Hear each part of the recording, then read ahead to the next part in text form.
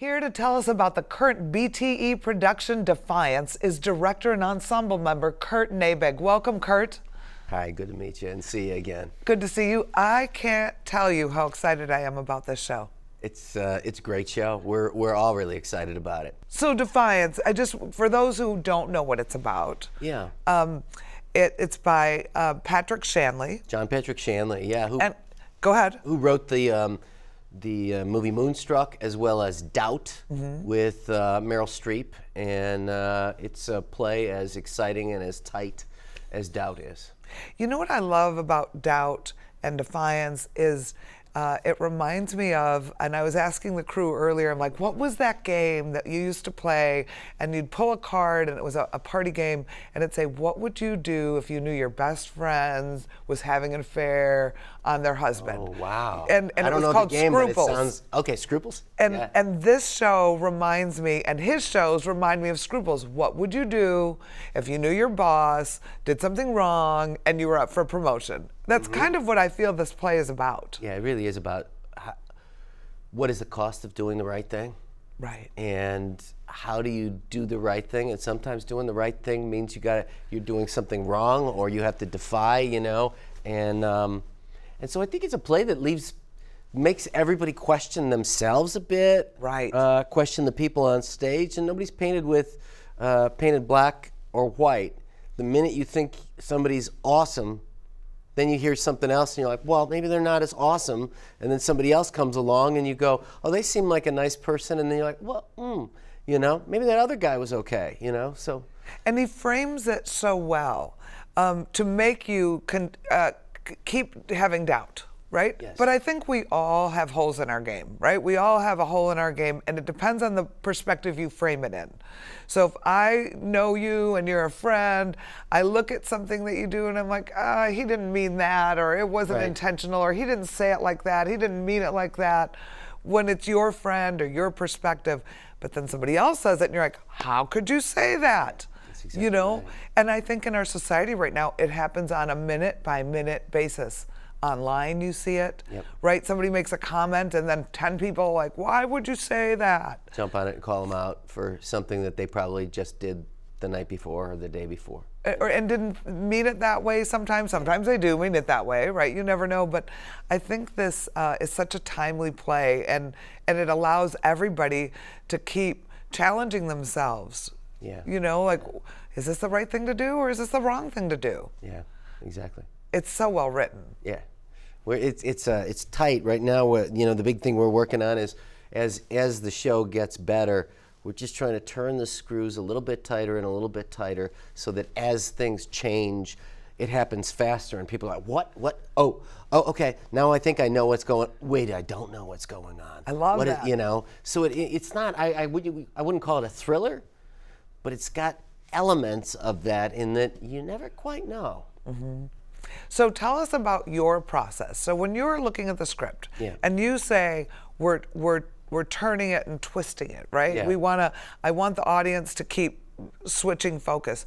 What do you do as a director to make that happen on stage with these actors? Sometimes, you know, when you're working with an actor, I've played through my own career as an actor a lot of what people call bad guys, and one of the keys to playing... You? Yeah.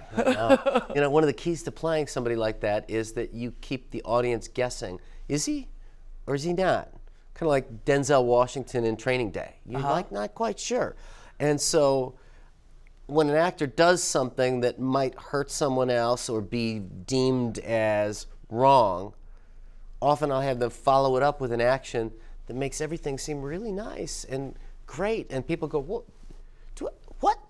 How do I feel about this? What's wrong with this? Is this guy wrong or is he right? You know, and that again, over and over, it's that kind of themes in the play. And then we start picking up the speed of the show too as we move along, which is it's a tricky thing, but audiences like plays to move fast, and this one's going to be probably, I don't know, about an hour 20, hour 25. Perfect. No intermission. Just clips along and leaves you agog. It's kind of like a movie, isn't it? Yeah, yeah. Was it a movie? No, it hasn't been a movie, but it was part of, Shanley did a trilogy of plays, and this was the play right after Doubt. He wanted to do a trilogy about some of the same themes. So this was the next one, and I think it's, frankly, I think it's as good as Doubt. You know, it's just that Doubt won the Pulitzer Prize. What do you want people to walk away with? I guess I would hope people would look at themselves and others with clearer eyes, you know, and maybe open up a little bit.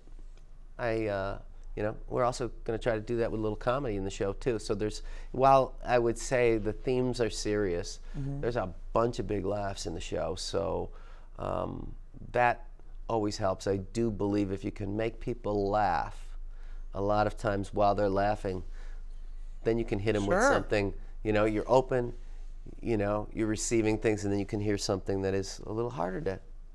There's a lot of truth in laughter. Yeah. And I think that, you know, laughter breaks tension. Absolutely. And it makes it easier to accept some truths, because I think a lot of times we get nervous, like, I don't want to feel this way, and then you kind of have a place to laugh, and it breaks that tension and helps you to accept, like, I can't believe this is happening, but this is happening. Yeah. You And know? the show begins with comedy. You know, almost immediately people will be laughing, and in fact we even have a pre-show announcement that's kind of funny. So it's going to be interesting to see how they receive it. One of our company members is a well-known voiceover actor, and he does some of our announcements, and he kind of pitched one to us and sent it over, and we listened to it yesterday, and we went, perfect.